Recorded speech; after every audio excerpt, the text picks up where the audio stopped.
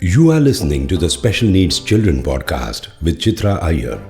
Chitra Iyer is a parent of 22-year-old Shravan Iyer who has epilepsy, cerebral palsy and autism.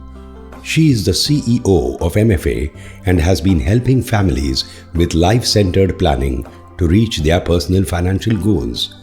She is also a trustee of a parent support group, the Forum for Autism, which was set up almost 2 decades ago. MFA is a 16-year-old organization working in the personal finance space.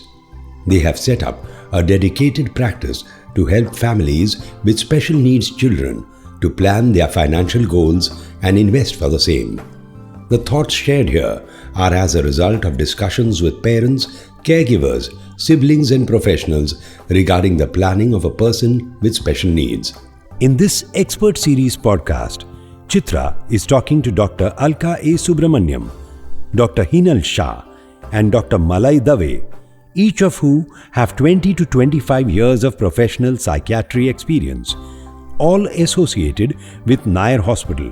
Listen to them sharing their experience of setting up with ADI, Autism Dynamic Intervention, a multidisciplinary diagnostic assessment and intervention center for autism inside Nair Hospital, which is one of the largest municipal hospitals in Mumbai. Listen to how all the stakeholders, especially parents, with the support from some amazing professionals like a hospital, the BMC, the government, and even a benevolent donor, can make what may seem an impossible dream achievable. The efforts that went in, how they plan to scale their services, should other hospitals follow their path, how difficult it all seemed, and today, what a replicable model they have set up is beautifully shared by this team of doctors. Hi, a big warm welcome to you on this expert series of my podcast for special needs children. Thank you to each one of you who is listening to this particular one, because I'm talking today to 3 of the most prominent psychiatrists of Mumbai, each of who have about 20 to 25 years of professional psychiatry experience, and all have been associated with Nair Hospital, which is where I met them. ADI, Autism Dynamic Intervention, which is a multidisciplinary diagnostic assessment and intervention center for autism, especially for children who cannot afford these services otherwise, with therapists or with various hospitals where they can go get diagnosed or take some kind of intervention. This was set up by these 3 young doctors when I met them 14 years ago and had the pleasure of interacting with them. It was really amazing to have met this team with all our trustees from Forum for Autism. After we had a fantastic meeting, thankfully we were guided to Dr. Sanjay Oak, who understood where we were coming from, basically as a parent support group. We placed in front of him this huge need that every hospital, if not at least one hospital in Mumbai, should have a multidisciplinary setup to help with diagnosing and providing early intervention services for a child with autism.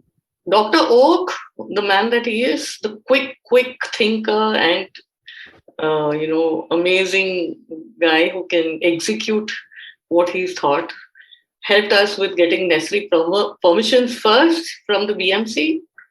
He helped us to meet with the mayor, and it was absolutely fantastic that we got permissions in a matter of hardly 6 months, and we could see that a premium hospital like Nair Hospital would actually set up the center within their building.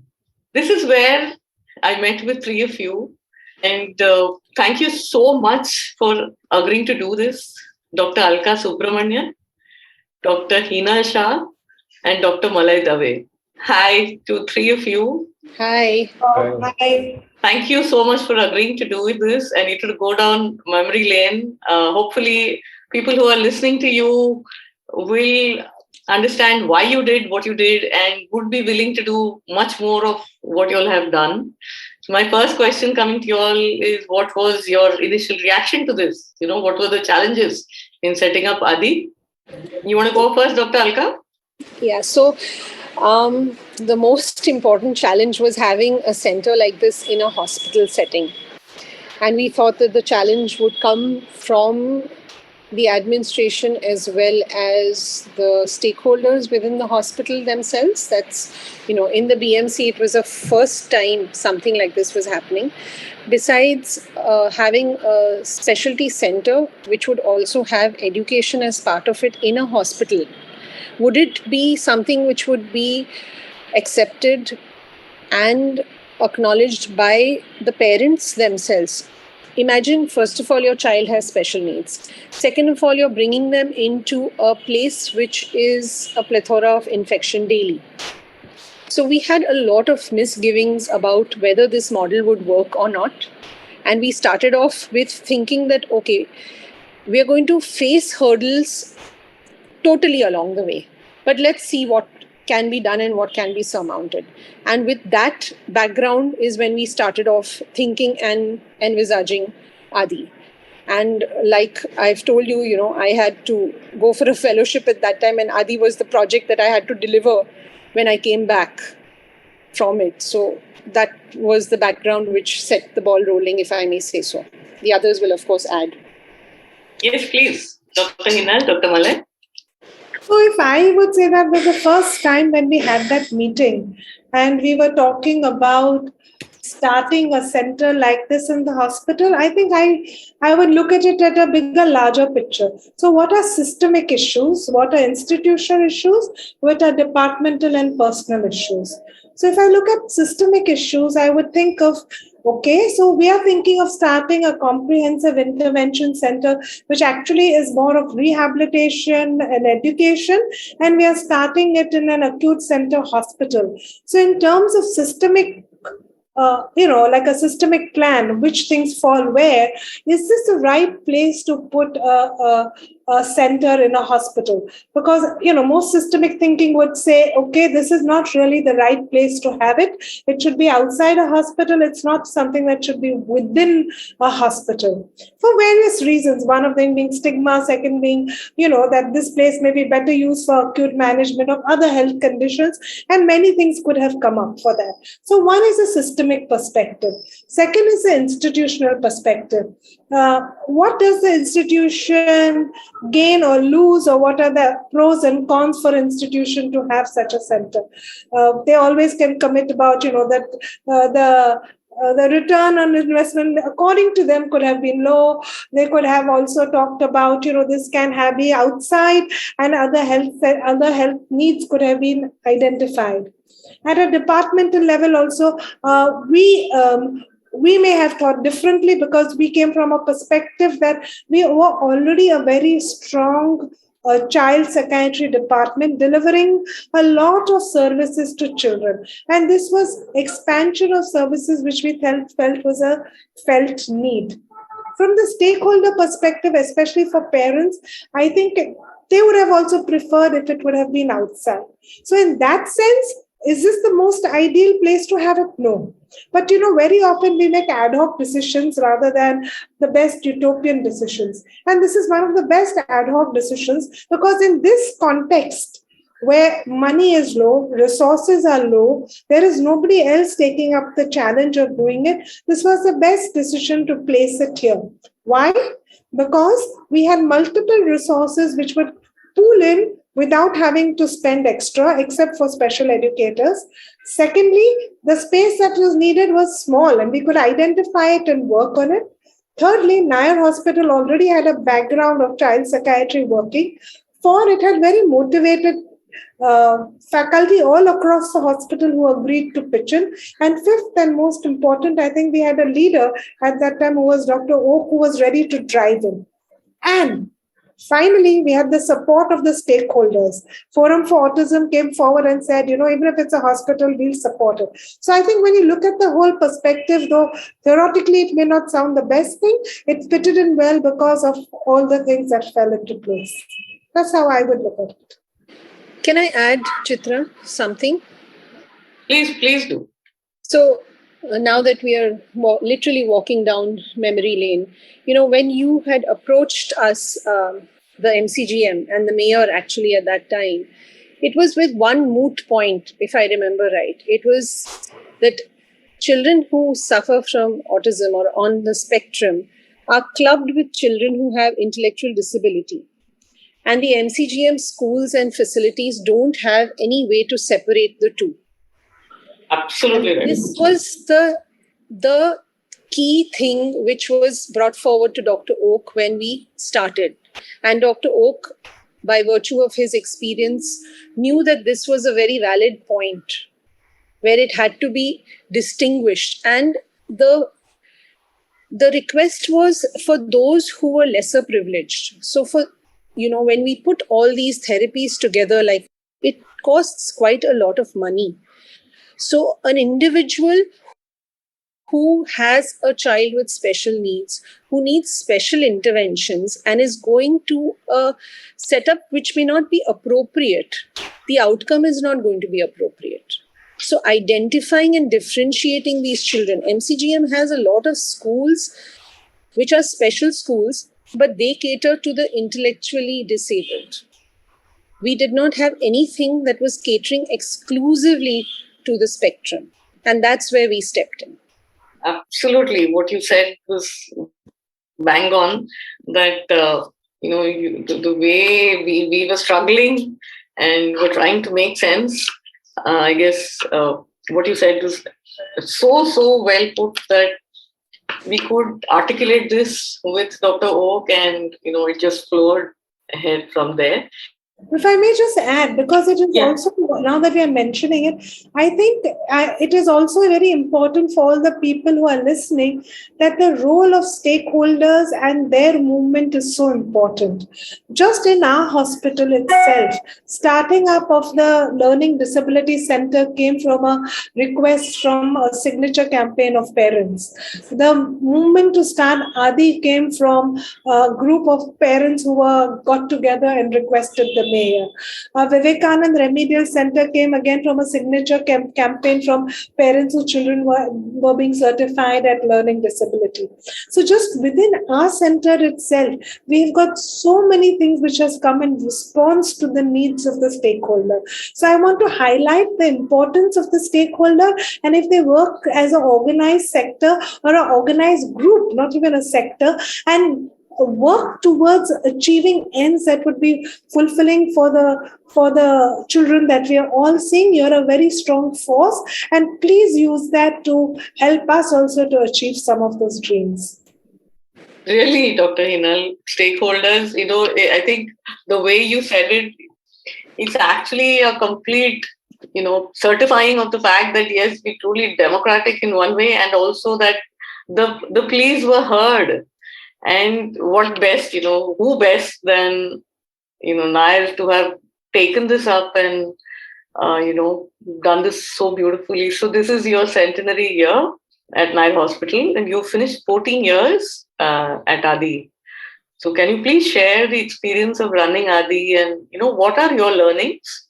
Yeah, Dr. Henal, you can go. Yes, so I think one of the most important learning is, if there is will and motivation, you will find a way. We found a way on where to start it, how to start, how to get the teachers, how to get the resources. And really, we always worry, where will the money come? Where will the resources come in? But if you do good work, people bet on you. So we got resources, and there is continued resources, both from a private donor and from MCGM. There is, I feel that what also is another learning is that one is most important. If you have the motivation and you have the goal, your dreams can come true.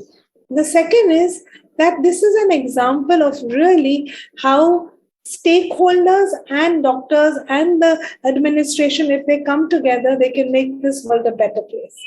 The third learning that I had is that small things make a big difference. When we think about it, ADI has 40 children. 40 children is not a big number in the sea of children that Mumbai has.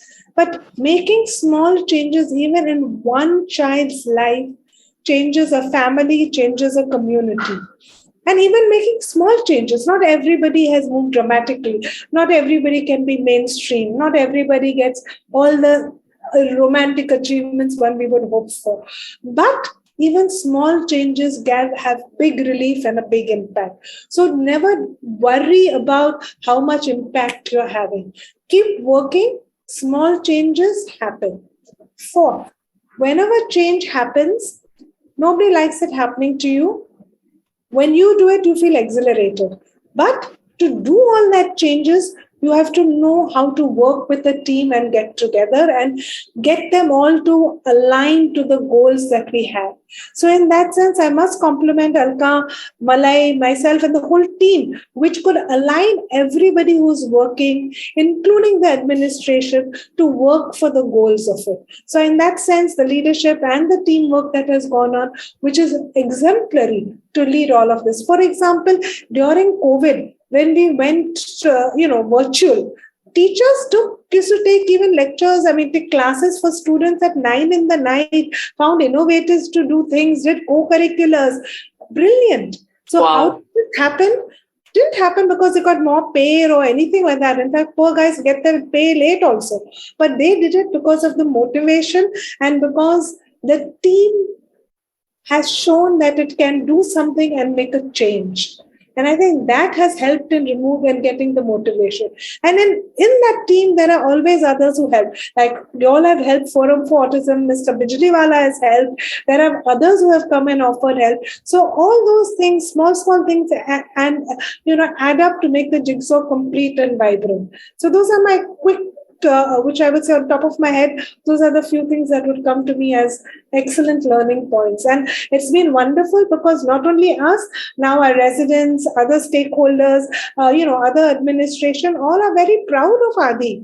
Alka has been working so hard, and all these Diwali, every time we have things, we have a counter where the children are selling things, which is not only a self-esteem boost for all the children and the teachers, but it's a wonderful advocacy and awareness in the institute and beyond as to what children can do and achieve.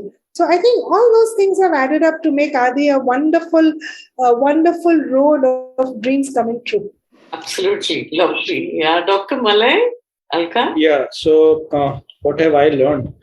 The process of seeing improvement in children on a day-to-day basis, in small things, when goals are set for them, when they achieve those goals, whenever there are these ups and downs, whenever we feel a little bit, down that we are doing something, but we are not getting that kind of a feedback or a response or that kind of an improvement.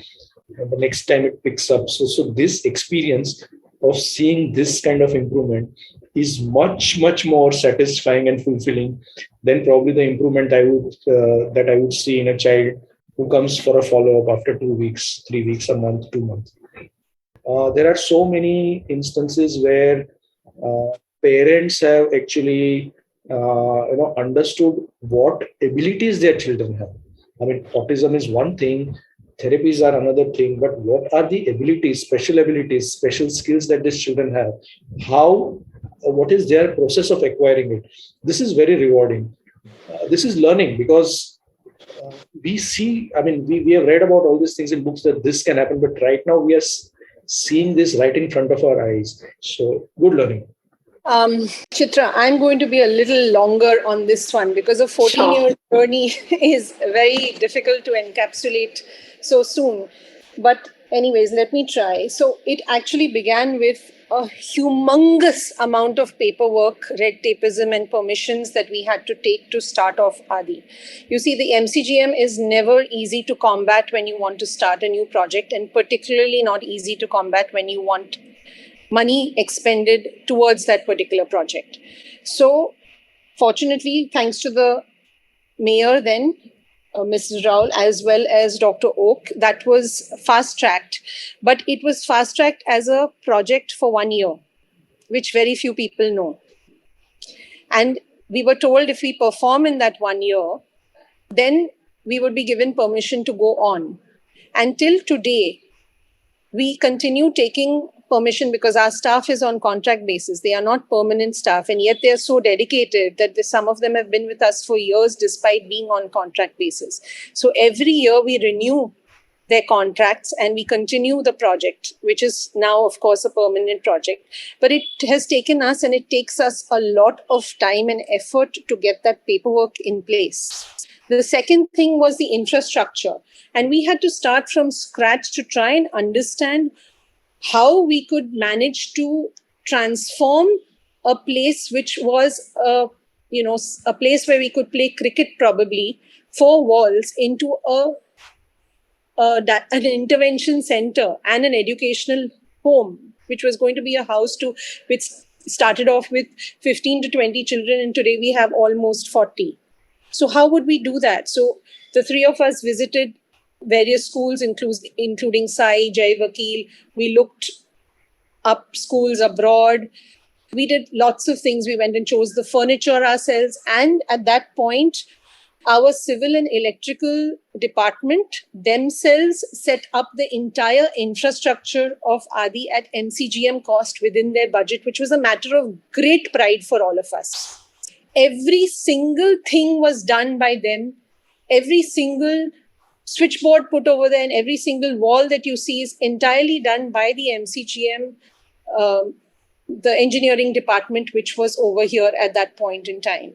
And then we thought of naming the rooms as various gems, because each and every child of ours is a gem, rather than naming them various other rooms which would not really make too much sense to anybody. The next hurdle, or padao if you want to call it, was appointing personnel.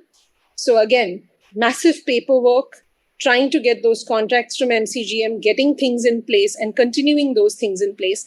Plus, we have a very benevolent donor who has been with us for years, does not like to be named. And we have some more donors who have chipped in on seeing our work and are happy to help not only the children, but help us foster the work. Subsequently, we expanded our services because we realized that we also had to give certificates to those who were not with us and who were functioning a little better, were going to regular schools, some of them in special schools. And we started giving certificates which would help them with their educational abilities. So the same team, which was already slightly stretched, because please remember, we had hired the special educators, but we didn't have capacity to hire more psychiatrists, more occupational therapists, speech therapists, so on and so forth. So all these people came from the existing in-house people already working in Nair. And this was something additional that they chose to take on themselves. So when we started certifying, this was an additional charge or responsibility given to them. But today we are possibly, we don't have a comparative chart, but we have done some interim analysis, and we are possibly the highest certifying center in the West Zone for sure, but possibly in the whole India, where we have given the maximum certificates to children who needed to avail of educational benefits for their careers to go forward. And we also worked towards change of nomenclature in the ICD, where in the ICD-11 today you have mental, behavioral and neurodevelopmental disorders, because we realize it's very important for the parents, even from a perspective of insurance, to have that separate diagnostic entity. And we've always been dealing with children across the spectrum ever since, you remember psychiatry exists. There were some interesting moments too, where we decided to experiment a little with the kind of therapies we were doing, and things were coming up. And one of the highlights was when we introduced animal therapy at Adi. And that was a huge challenge, because it means getting an animal into the hospital again. You can understand how difficult it was for people to accept the fact that there's going to be a therapy dog coming in. But I think most of us cannot forget that day when we had our first therapy dog coming in and the response of the children. It was magical. It was every single effort put in to bring those dogs inside and to have the children, respond to them and interact with them. And at this point, I must mention that we got a donor even for that, because people were like, don't charge, do all of this, we will support you. Until today, Adi does not have fees. We do not have any fees, neither for the certification nor for the children who are enrolled. The only condition being that they come from families who cannot otherwise afford the same. So Amazing. Wow. With the pandemic, we moved to online, and the first year was a learning experience, but we found attrition rate was much less. By that, I mean that more children as well as teachers were attending because you're in the comfort of your home. And the parental involvement increased and improved so much because they could see the effort that the teachers had to put in daily. See, normally when we had offline school, the parents used to be sitting outside because we wanted the children to get familiar, to be without their parent and give the parent that window in case they wanted to do other things. But here the parents could directly see the degree of involvement that the teachers had and how much of effort it takes for the therapists, for the teachers to get involved.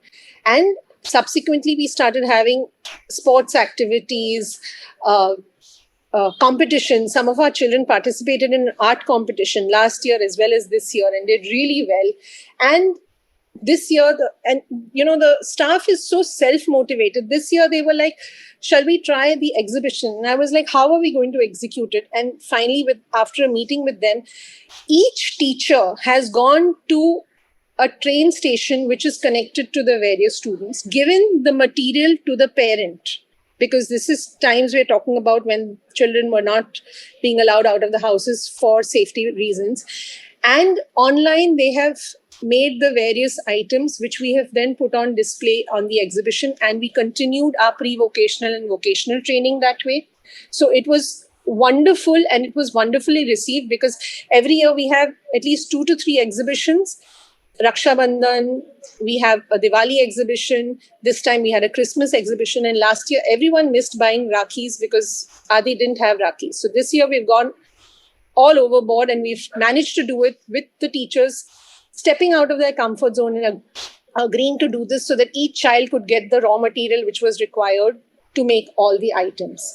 This is amazing, really. Everything that you narrated, Alka, was really mind-blowing. Each and every part of your team, right from 3 of you to every single person across the team, down the line, across the line, everyone has really done superb, very, very touching. And I think it was more when everybody felt it close to their heart, I guess, the way even Malay described and Henal and you about how it's become an important part of the whole hospital, right? And Mr. Bijliwala peppers us with reality checks every time we have. So sweet. He's so sweet. For years now, he's been so helpful and supportive and totally pro bono. That is pure self. Yeah. Fantastic. If I may add one thing. Yes, Malay, please do. Yeah, so I think Alka would agree that the initial few years, all the paperwork back and forth between our department and BMC was always a confusion between the terms that they use, the nomenclature that they use. So it comes in Marathi and it says Matimand, which means intellectually deficient or mentally retarded, whatever.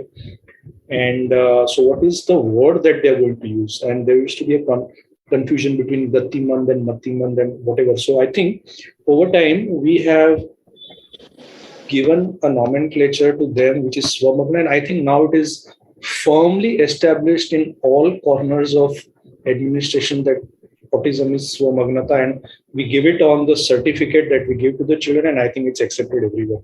Am I right, Alka? Absolutely. Absolutely. It took us at least 5 years of going quite some time. It was really amazing. Yeah, because you've gone to the roots, yeah. This is you made beautiful. Us work. We worked. I mean, you were literally like, you all took the place of all the parents. This is like the entire community stepping in. But thank you so much. I'd like to ask you, as a parent support group, we feel that every single hospital, whether public or private, should have an intervention center, rather a full-blown diagnostic center to take care of any child with special needs. And the same way that we feel that, why aren't there enough special schools? around every single child wherever they live. Like, Dr. Shetty was saying that if a neurotypical child is supposed to go to a school just next to where she stays, why should that not be available to a special needs child also? Now, if Adi has been a success, and if we can expect this, are we wrong in expecting this? Do you think this could be a reality soon where other hospitals could also do something to take forth the model that you guys set up at Adi? And what are the challenges do you perceive? If an organization actually shows willingness, see, you said it so beautifully that it has always been demand. So what if we land up at every hospital and we request them that please do this? Who should they go to? And any thoughts on creating a pool of resource persons for such a setup? Because you guys have put in so much effort, you've learned all of this. Do you think everyone has to go through this whole route of, learning it? I mean, obviously, everyone is going to be very differently placed, but what are your thoughts? Okay, so if I may go, since nobody started, I think there are two ways to look at it, Chitra. I think first and foremost, before we jump into like every center should have something like Adi, I think we have to think about every school should be able to be more inclusive, should be able to cater to the needs of children who are differently able. So I would put a lot more emphasis on that, because I think that should be the ultimate goal as far as possible. So I think as a parent body, that seeing that every school works towards including more and more children, and which is beneficial for everybody. It's a win-win situation for everybody. Takes up children, and the school system has processes in place to cater to the needs and the growth and progress of the child. I think that should be our number one focus. I agree, Dr. Henal. Let me finish. The second aspect is there will be children who cannot be mainstream, that who do need special centers. In those places, yes, I think it is very important that we should have more centers. And look, while we may say every hospital may have, when I think of it, yes, maybe in the urban center, it may be possible. At the district level and the village level and the taluka level, where there's so many children also, this may not be easily possible. However, I know that we have been working with the education system and the health system, that at the district level, in each district, they're setting up centers where there are health centers which will be even catering to for children with different needs, and where they have an autist and a pedist coming in. And so they are starting up these centers. While in some places these centers have been started, in some places they have people, many places they don't have personnel yet. So I think the second thing is to think about beyond Mumbai, so I'm think about all at the district level and the taluka level, where the administration has already sanctioned that the rehabilitation or intervention centers should come up, to see that it actually does come up and it is manned well, so that we reach to much larger population than those that are in the urban area. And finally, I think then comes the urban areas, because all said and done, urban areas, there is yet help. I am really concerned about a large population which has absolutely no help. So we need to work on that segment also, and also concentrate on this. So let's not forget focusing on the first 2 points also is my take in it. Yeah, so in continuation of what has already been said, which of course I'm also in agreement with. See, basically, Chitra, the thing is that there's been a lot of change that has occurred in these last 10 to 14 years since we started Adi. One of the first and foremost policy changes is we have a new act called as the Rights of Persons with Disability Act, in which autism is a mentioned disability, which was not there earlier. And by virtue of that, we also have outlined a guideline which tells us how to assess autism and how to pick it up, which has made it very much easier for people at a level which is without all the additional resources to assess autism on the basis of that tool. And the philosophy behind this is the earlier we diagnose and the earlier we intervene. So if we have, let's talk about a village or a taluka level or a district level. Okay, so if you have someone who's using the Inclin tool or the ISA scale and picking up that this child has autism, then, like Dr. Henal said, you have these district centers which are empowered with occupational therapists, speech therapists. So this child who's picked up at the age of 2.5 goes to those centers and gets the correct intervention. And this child need not go to a special school or a special unit. This child is going to improve in terms of the skills, with the therapies, so that they can be included in the regular mainstream schools.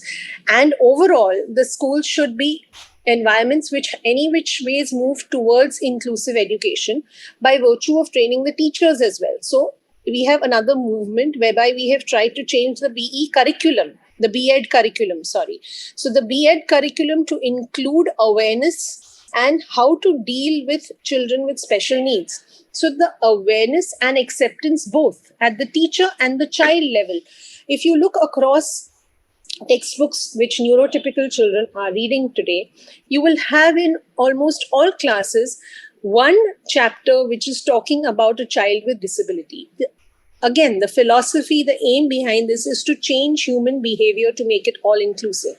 So at primary, secondary and tertiary level, we are trying to create a network of resources so that we are diagnosing early, intervening early, and not needing actually separate centers, but including the child in the larger school community and subsequently in the community where the child is going to become an adult and a productive adult. If I may just add that besides that, what we also need to work about now is on caregivers, and as caregivers becoming providers of needs for children. So we just did a study also where we, used WHO has come up with for children who are slower in development, a program that can be delivered by non-specialists. And we tried to apply it in autism and we found that it really helped. So we have to think out of the box also, because all said and done, the number of psychiatrists, physiotherapists, occupational therapists, psychologists are much smaller than the needs are there. So, and especially in low income countries like ours, we have to find a way to bridge it. So we'll have to think of innovative ways, how we train non-technical people also to deliver some of this.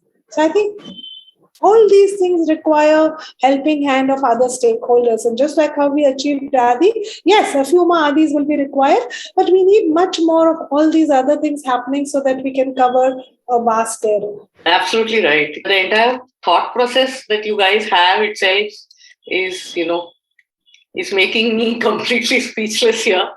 And I really salute that you guys are thinking so much, and everything that you spoke in terms of what is needed within a particular setup, what right from where you began in terms of the school stepping into becoming more inclusive, to all the kind of facilities that can be available inside a specific hospital for not just autism, for all special needs.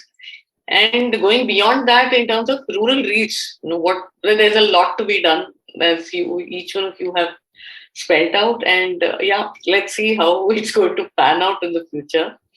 I want to thank the three of you. You were part of the lives of the children and the families in ADI, and you are going to continue being a very big part of their lives, as you have so beautifully shared. You've seen them grow over the last 14 years. You could practice and learn more about autism and intervention as psychiatrists on a daily basis, as you said.